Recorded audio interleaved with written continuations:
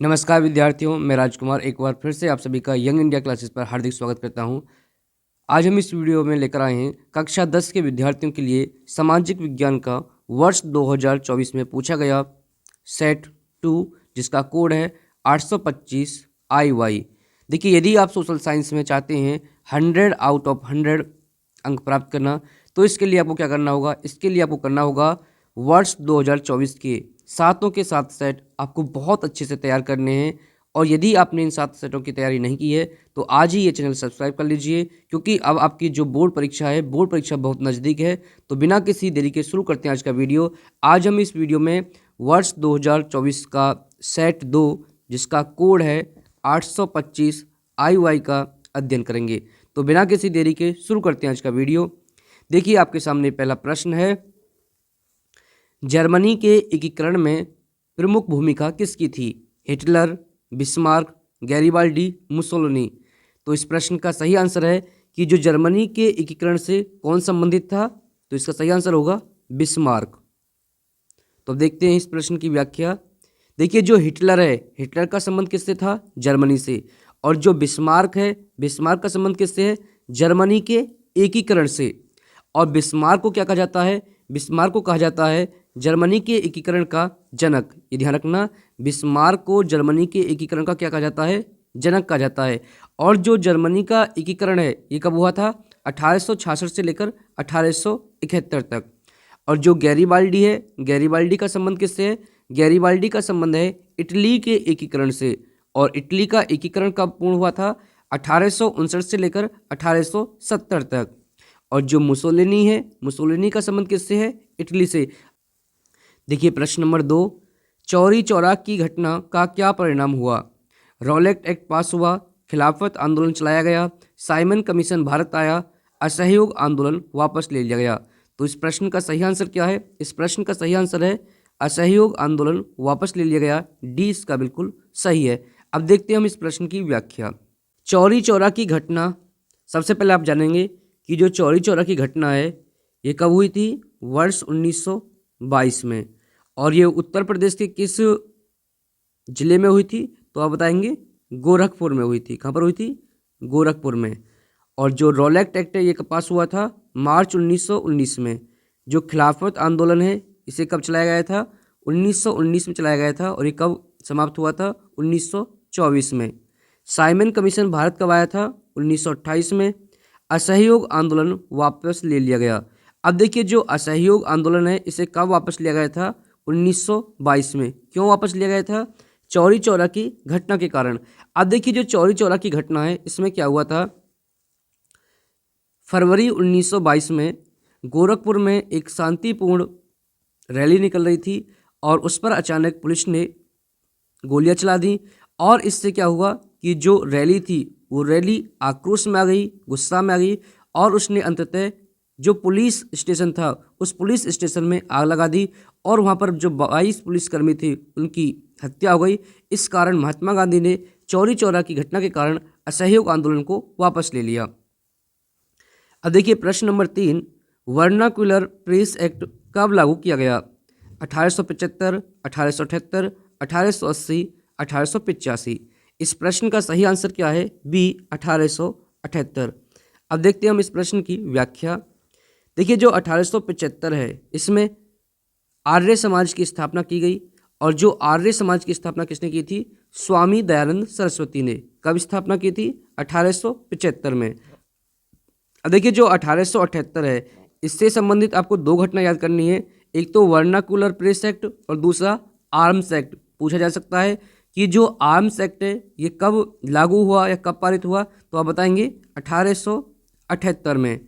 और जो 1885 है इससे एक ही प्रश्न पूछा जाता है कि जो भारतीय राष्ट्रीय कांग्रेस है, इस भारतीय राष्ट्रीय कांग्रेस की स्थापना कब हुई थी? आप बताएंगे 1885 में। और जो भारतीय राष्ट्रीय कांग्रेस की स्थापना इसकी कहाँ पर हुई थी? मुंबई में। और भारतीय राष्ट्रीय कांग्रेस के संस्थापक कौन थे? संस्थापक थे कौन? A.O. ह्यूम। ध्यान रखेंगे, जो भारतीय राष्ट्रीय कांग्रेस है इसके संस्थापक कौन है? A.O. ह्यूम। देखिए प्रश्न नंबर 4, ब्रिटेन में कॉर्न कानून समाप्त करने का मुख्य कारण क्या था? कृषि उत्पादों में अधिकता, जनसंख्या में वृद्धि, कॉर्न आयात पर नियंत्रण, उद्योगपतियों एवं शहरी लोगों का विरोध। तो इस प्रश्न का सही आंसर क्या है? डी, उद्योगपतियों एवं शहरी लोगों के विरोध के कारण ब्रिटेन सरकार ने क्या किया, जो कॉर्न कानून था इसे समाप्त कर दिया।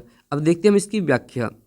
देखिए, इस प्रश्न से संबंधित 3 प्रश्न पूछे गए हैं कि कॉर्न कानून का संबंध किस देश से है। तो आप बताएंगे कि जो कॉर्न कानून है इसका संबंध किससे है? ब्रिटेन से। पहला प्रश्न पूछा जाता है कि कॉर्न कानून क्यों लगाया था। अब देखिए, कॉर्न कानून का मतलब था कि जो ब्रिटेन है, ब्रिटेन में दूसरे देशों से जो मक्का आयातित की जाती थी उस पर पाबंदी लगा दी गई। और ये पाबंदी लगाने का कारण क्या था? जो बड़े भूस्वामी थे, उन बड़े भूस्वामी ने क्या किया कि जो ब्रिटेन में दूसरे देशों से मक्का आयातित की जाती है उसका विरोध किया, और इस विरोध के कारण ही ब्रिटिश सरकार ने जो कॉर्न कानून है इसे लागू किया था। ध्यान रखेंगे आप। और इस कॉर्न का मतलब क्या है? मक्का।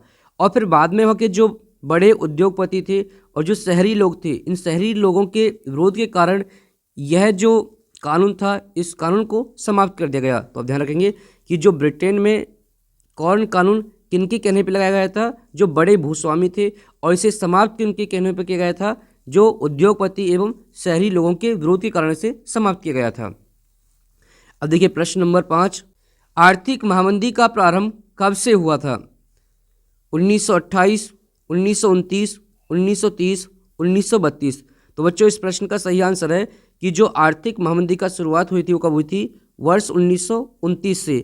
अब जो आर्थिक महामंदी की शुरुआत कहाँ से हुई थी? तो ये हुई थी आपकी अमेरिका से। अब देखते हैं हम इस प्रश्न की व्याख्या। अब देखिए, 1928 से संबंधित आपसे 2 प्रश्न पूछे जा सकते हैं कि साइमन कमीशन भारत कब आया था। तो आप बताएंगे साइमन कमीशन भारत कब आया था? 1928 में।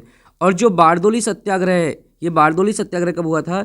ये बारदोली सत्याग्रह भी आपका 1928 में हुआ था। और बारदोली सत्याग्रह कहाँ पर हुआ था? ये हुआ था आपका गुजरात में।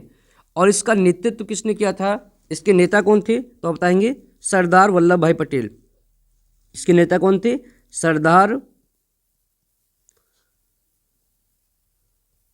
वल्लभ भाई पटेल। ये प्रश्न पूछा जा सकता है आपसे कि जो बारदोली सत्याग्रह है इसकी शुरुआत कब हुई थी? 1928 में। और इसका संबंध किससे है? गुजरात से। और इसके नेता कौन थे? इसके नेता थे सरदार वल्लभ भाई पटेल। देखिए, जो पूर्ण स्वराज प्रस्ताव है कि भारत को पूर्ण आज़ादी चाहिए, ये प्रस्ताव कब पारित हुआ था? 1929 में।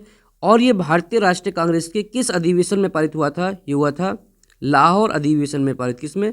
लाहौर अधिवेशन में। और इसकी अध्यक्षता किसने की थी? इसकी अध्यक्षता की थी पंडित जवाहरलाल नेहरू ने। अब देखिए, 1930 से पूछा जा सकता है सविनय अवज्ञा आंदोलन किसने शुरू किया था? क्या? सविनय अवज्ञा आंदोलन। तो आप बताएंगे कि जो सविनय अवज्ञा आंदोलन है ये महात्मा गांधी ने शुरू किया था। किसने? महात्मा गांधी ने। और ये कब शुरू किया गया था? ये शुरू किया गया था 1930 में। और ये नमक कानून तोड़कर शुरू किया गया था। क्या करके? नमक कानून तोड़कर। अब ध्यान रखेंगे कि वर्ष 1930 में महात्मा गांधी ने दांडी मार्च करके क्या किया था? नमक कानून तोड़ा था। और नमक कानून तोड़ा था उसी के साथ सविनय अवज्ञा आंदोलन की शुरुआत हुई। और ये सभी घटनाएं कब की हैं? 1930 की। अब 1932 से संबंधित 2 प्रश्न पूछे जा सकते हैं कि पूना पैक्ट कब हुआ था? तो आप बताएंगे कि जो पूना पैक्ट है ये वर्ष 1932 में हुआ था। और ये किनके मध्य हुआ था? अंबेडकर एवं महात्मा गांधी के बीच। और तृतीय गोलमेज सम्मेलन कब हुआ था? तृतीय गोलमेज सम्मेलन भी आपका वर्ष 1932 में हुआ था। देखिए, इसी प्रकार से आपको हर प्रश्न की विस्तार से व्याख्या करके पढ़नी है ताकि कोई भी प्रश्न पूछा जाता है तो आपका कोई भी प्रश्न गलत नहीं हो। देखिए प्रश्न नंबर 6, निम्नलिखित में से किस देश के साथ बेल्जियम अपनी सीमा साझा करता है? Italy, Netherlands, Luxembourg, Spain. तो इस प्रश्न का सही आंसर है लग्जमबर्ग। अब आपको ध्यान रखना है कि जो बेल्जियम है, बेल्जियम की जो सीमा है वो 4 देशों के साथ लगती है। अब ये 4 देश कौन से हैं? अब ध्यान रखेंगे कि जो बेल्जियम है, बेल्जियम क्या है? बेल्जियम यूरोप का एक छोटा सा देश है। ये कई बार पूछा गया है कि बेल्जियम किस महाद्वीप का देश है? तो आप बताएंगे यूरोप का। और इसके 4 पड़ोसी देश हैं। कितने पड़ोसी देश हैं इसके? 4 पड़ोसी देश हैं। वो कौन कौन से हैं? फ्रांस, जर्मनी, लग्जमबर्ग और स्विट्जरलैंड। अब देखिए, जो इसके 59% लोग हैं वो फ्लेमिश इलाके में रहते हैं और डच भाषा बोलते हैं। 40% लोग वेलोनिया क्षेत्र में रहते हैं जो फ्रेंच बोलते हैं, और 1% लोग क्या बोलते हैं, जर्मन भाषा बोलते हैं। ये प्रश्न भी पूछे गए हैं।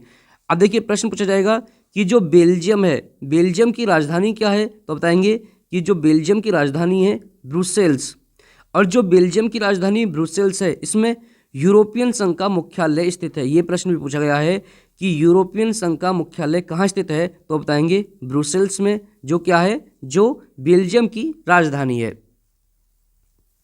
देखिए प्रश्न नंबर 7 मोस्ट इंपोर्टेंट प्रश्न है, हर बार परीक्षा में पूछा जाता है। निम्नलिखित में से कौन सा संघ सूची का विषय है? व्यापार, शिक्षा, कृषि, विदेशी कार्य। तो इस प्रश्न का सही आंसर क्या है? संघ सूची का विषय पूछा है तो जो विदेशी कार्य हैं ये किसका विषय है? ये आपका संघ सूची का विषय है। और जो कृषि है ये आपका राज्य सूची का विषय है, और जो व्यापार है ये भी आपका राज्य सूची का विषय है, और जो शिक्षा है ये शिक्षा आपका समवर्ती सूची का विषय है। तो ये सभी आपको जो 3 सूची हैं, राज्य सूची, केंद्र सूची या संघ सूची और समवर्ती सूची, इनके विषय आप सभी को याद रखने हैं। जैसे कि जो संघ सूची है, संघ सूची में क्या शामिल होता है? प्रतिरक्षा, विदेशी मामले, बैंकिंग, संचार, मुद्रा। और जो राज्य सूची है इसमें क्या शामिल होता है? पुलिस, व्यापार, वाणिज्य, कृषि और सिंचाई। और जो समवर्ती सूची है इसमें सबसे महत्वपूर्ण क्या है? शिक्षा। पूछा जाएगा कि निम्नलिखित में से शिक्षा का संबंध किस सूची से है, तो बताएंगे समवर्ती सूची। और अन्य विषय कौन से हैं आपके? वन, मजदूर संघ, विवाह, गोद लेना और उत्तराधिकार।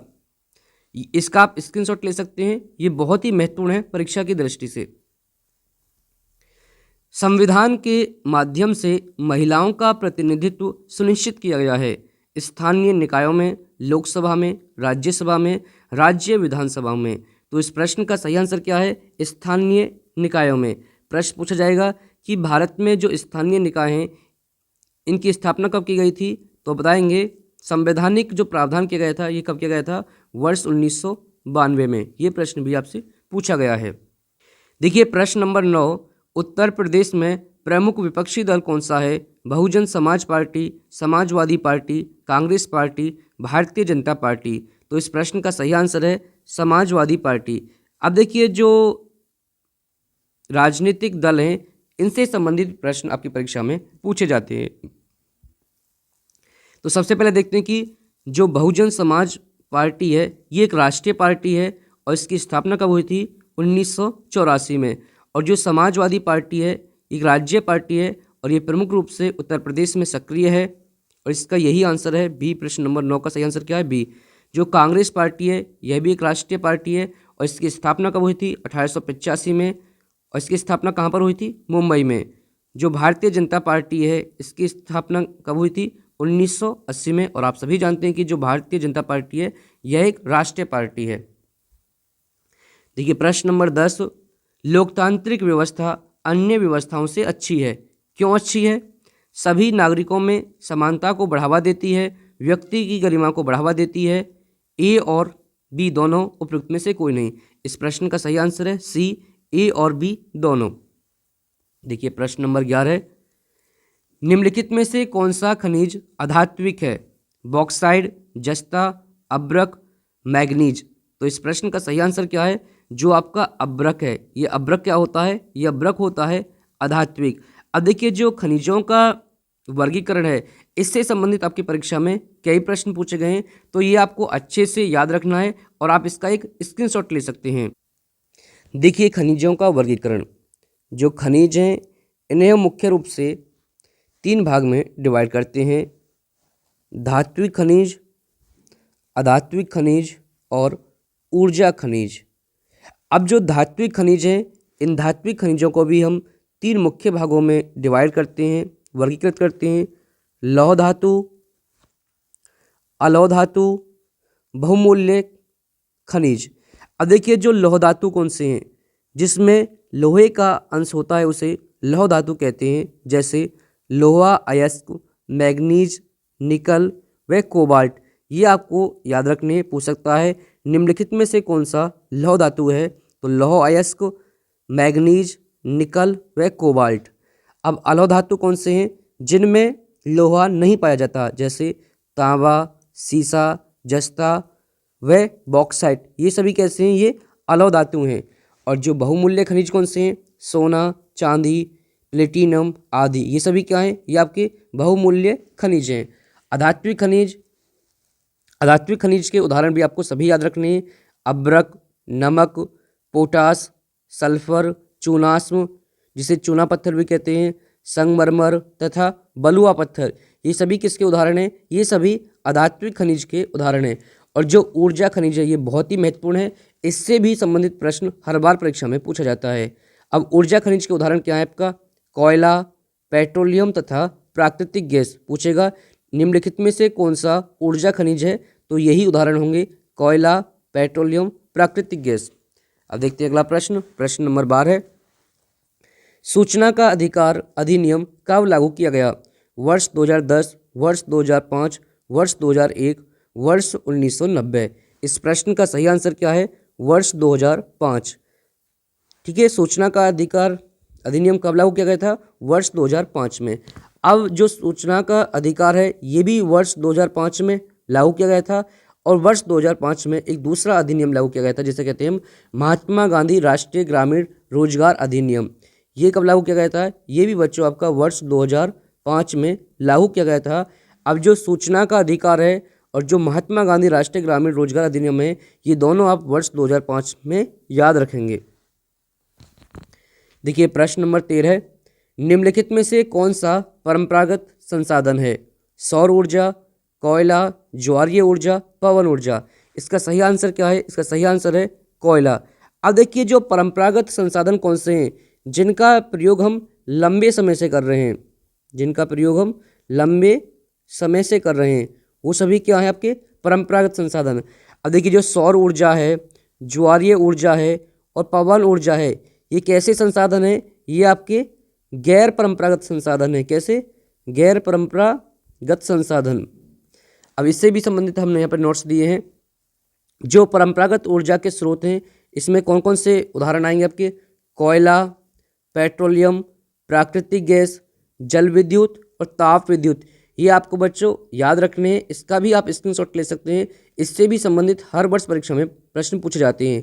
और जो गैर परंपरागत ऊर्जा के स्रोत हैं इसके उदाहरण क्या आपके, सौर ऊर्जा, पवन ऊर्जा, ज्वारीय ऊर्जा, भूतापीय ऊर्जा, परमाणु ऊर्जा और बायोगैस। ये सभी किसके उदाहरण हैं आपके, गैर परंपरागत ऊर्जा के। देखिए प्रश्न नंबर 14, निम्नलिखित में से किसको कृषि एवं सहायक क्षेत्रक भी कहते हैं, प्राथमिक क्षेत्रक, द्वितीयक क्षेत्रक, तृतीयक क्षेत्रक, चतुर्थ क्षेत्रक। तो इस प्रश्न का सही आंसर है प्राथमिक क्षेत्रक। अब देखिए जो आर्थिक गतिविधियां हैं इनको हम 3 भागों में डिवाइड करते हैं, प्राथमिक क्षेत्रक, द्वितीयक क्षेत्रक, तृतीयक क्षेत्रक, और इन तीनों क्षेत्रों के अलग अलग नाम हैं, वो सभी आपको याद रखने हैं। जो प्राथमिक क्षेत्र है उसे क्या कहते हैं हम, कृषि एवं सहायक क्षेत्र। जो द्वितीयक क्षेत्र है इसे क्या कहते हैं हम, औद्योगिक क्षेत्र। और जो तृतीयक क्षेत्र उसे क्या कहते हैं हम, सेवा क्षेत्र। यही प्रश्न आपके बार बार रिपीट करके परीक्षा में पूछे जाते हैं। अब देखिए प्रश्न नंबर 15, निम्नलिखित में से कौन सा व्यक्ति असंगठित क्षेत्र के अंतर्गत आता है। अब देखिए असंगठित क्षेत्र के विशेषता क्या होती हैं कि यहाँ पर जो सरकार के नियम कानून हैं, सरकार के जो नियम कानून हैं उनका दृढ़ता से पालन नहीं किया जाता, और यहाँ पर इनका वेतन कम होता है, वेतन कम होता है, और जो काम करने का समय है, समय भी निर्धारित नहीं होता, समय भी निश्चित नहीं होता। अब देखिए जो दैनिक कृषि मजदूर है, बैंक मैनेजर है, सैनिक है, राजपत्रित अधिकारी है, तो जो दैनिक कृषि मजदूर हैं ये क्या होते हैं, ये असंगठित क्षेत्र के अंतर्गत आते हैं, क्योंकि इन्हें कम वेतन दिया जाता है और इनसे ज़्यादा समय के लिए काम कराया जाता है, और यहाँ पर सरकार के जो नियम कानून हैं उनको भी लागू नहीं किया जाता। जो बैंक मैनेजर हैं, सैनिक हैं, राजपत्रित अधिकारी हैं, ये सभी किस में आते हैं बच्चों, ये सभी आते हैं आपके संगठित क्षेत्र में। किस में आते हैं ये सभी, संगठित क्षेत्र में, याद रखेंगे आप। देखिए अगला प्रश्न यही बात है कि जो दैनिक कृषि मजदूर है ये असंगठित क्षेत्र में आता है, बैंक मैनेजर संगठित क्षेत्र में आता है, सैनिक संगठित क्षेत्र में आता है, राजपत्रित अधिकारी ये भी आपका संगठित क्षेत्र में आता है। प्रश्न नंबर 16 काफ़ी महत्वपूर्ण है।